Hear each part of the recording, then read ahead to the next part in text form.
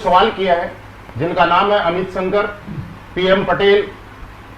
ये बात ये पूछते हैं कि सर ये पावर हमें और आप सबको समझ में आती है, लेकिन आज हमारा समाज और लोग, आम लोग इस इंडस्ट्री को लेकर नेगेटिव क्यों?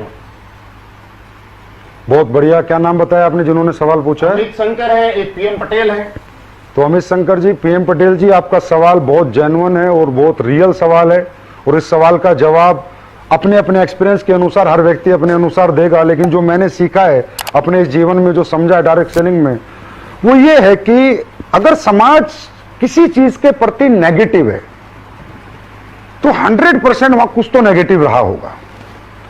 क्योंकि मुझे जीवन में ये सिखाया गया है, या मैंने अपने जीवन के एक्सपीरियंस से अपनी उम्र में ये देखा है, इस उम्र में, कि समाज इंसान को बनाता है और समाज इंसान को गिराता है।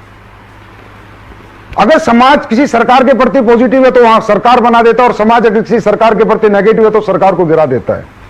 अल्टीमेटली हर कामयाबी की जो वजह है, हर सक्सेस की जो वजह है, वो समाज है। समाज चाहे तो कोई स्कूल चला देता है, समाज चाहे तो फ्लॉप कर देता है। समाज चाहे तो किसी फिल्म को हिट कर देता है, समाज चाहे तो फ्लॉप कर देता है। इसका मतलब सब कुछ तो समाज ही है। अब समाज डायरेक्ट सेलिंग को लेकर नेगेटिव है, आप बिल्कुल अपनी जगह सही हैं और सही कह भी रहे हैं।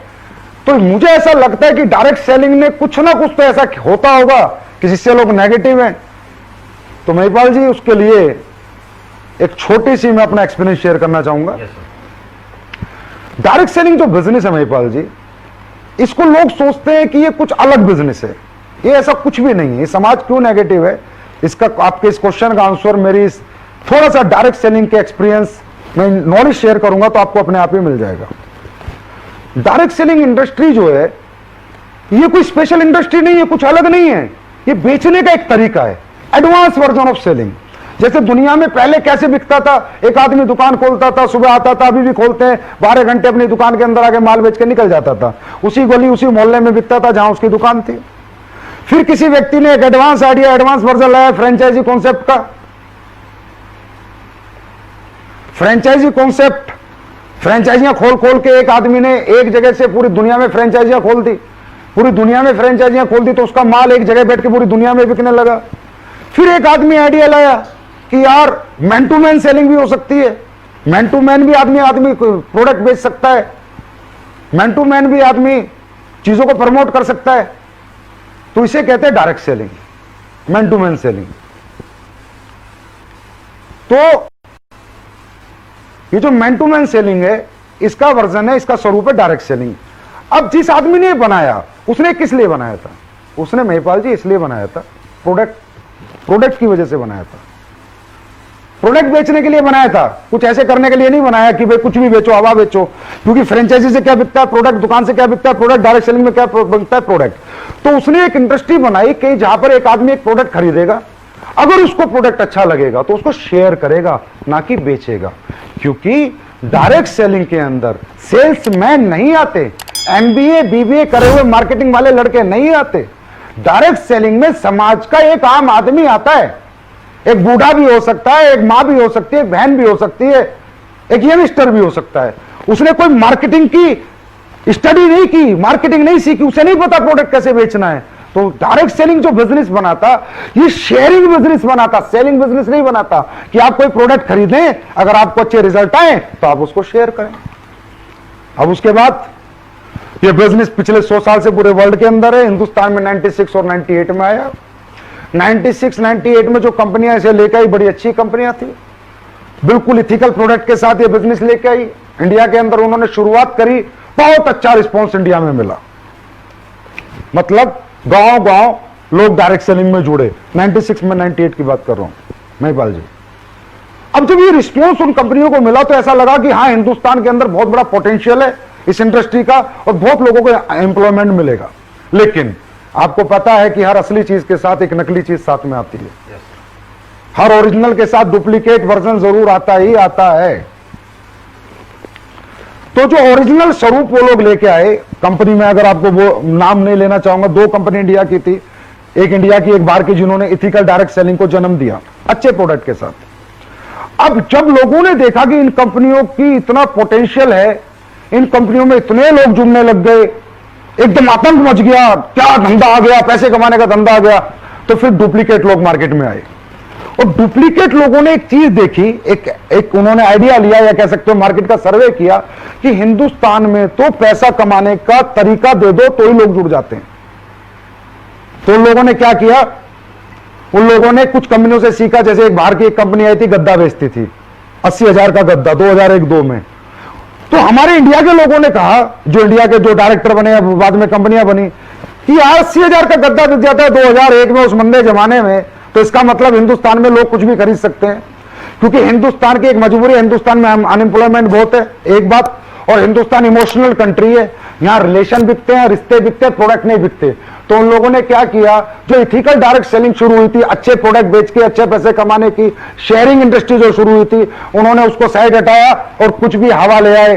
कोई ऑनलाइन कंप्यूटर एजुकेशन ले आया, कोई वेब स्पेस ले आया, कोई गद्दे ले आया, कोई कपड़े ले आया, ऐसे ऐसे प्रोडक्ट लेके आए जो किसी के काम के नहीं थे। और फिर उन्होंने लोगों के इमोशंस और रिलेशन की ताकत से उन्हें बेचा और कंपनियों ने पैसा बनाया, लीडरों ने भी पैसा बनाया। लेकिन वो पैसा कंपनी और लीडर बनाते गए पर समाज का एक बहुत बड़े वर्ग को नेगेटिव करते गए। कैसे? फॉर एग्जाम्पल, आपने किसी ऐसी कंपनी में जुड़ गए जिसके product no need, no use, no worth के हैं, ना आपके काम के हैं ना आपकी जरूरत के हैं। और कोई व्यक्ति आपको एक लालच देता है कि 2 बनाओगे तो इतने मिलेंगे, 4 बनाओगे तो इतने मिलेंगे, और आपने पैसे दे दिए। इस तरह 100 लोगों ने पैसे दे दिए। सर, दुनिया की कोई भी डायरेक्ट सेलिंग कंपनी में अगर 100 लोग जुड़ते हैं महिपाल जी, तो काम 10 ही करते हैं। चाहे हमारी कंपनी में जुड़े, चाहे एमवे में जुड़े, चाहे मोदी केयर में जुड़े, चाहे वेस्टीज में जुड़े, जितनी भी कंपनियों में जुड़े, काम 10 ही लोग करते हैं, 90 लोग सिर्फ प्रोडक्ट के यूजर होते हैं। तो जब उन कंपनियों ने, जिन्होंने सिर्फ हवा बेचने का धंधा बनाया, लोगों के रिश्ते बेचकर पैसे कमाने की सोच बनाई, रिलेशन के साथ खेला, इमोशन के साथ खेला, उन कंपनियों के प्रोडक्ट जब 100 लोगों को बेचे गए, तो जो 90 लोग थे ना, जिन्होंने एक्साइटमेंट में खरीद लिए, और जब वो प्रोडक्ट उनके काम पे नहीं आया ना, तो उन्होंने टांड पे फेंक दिया और फिर गाली देनी शुरू करी उस व्यक्ति को जिसने उनको वो प्रोडक्ट दिया था। फिर कहना शुरू किया, ये बेकार काम है, ये जोड़ने का काम है, ये कंपनी वाले मूर्ख बनाते हैं, बेवकूफ बनाते हैं। और वो 10 लोग जो हर कंपनी में 100 में से 10 काम करते हैं, उन्होंने झंडे उठा लिए, मालाएं पहनाई, बुके दिए, वो कहते हैं पॉजिटिव इंडस्ट्री, अच्छी इंडस्ट्री है। मतलब हमने 100 लोगों को जोड़ा, 90 को नेगेटिव किया, 10 को पॉजिटिव, 90 को नेगेटिव, 10 को पॉजिटिव।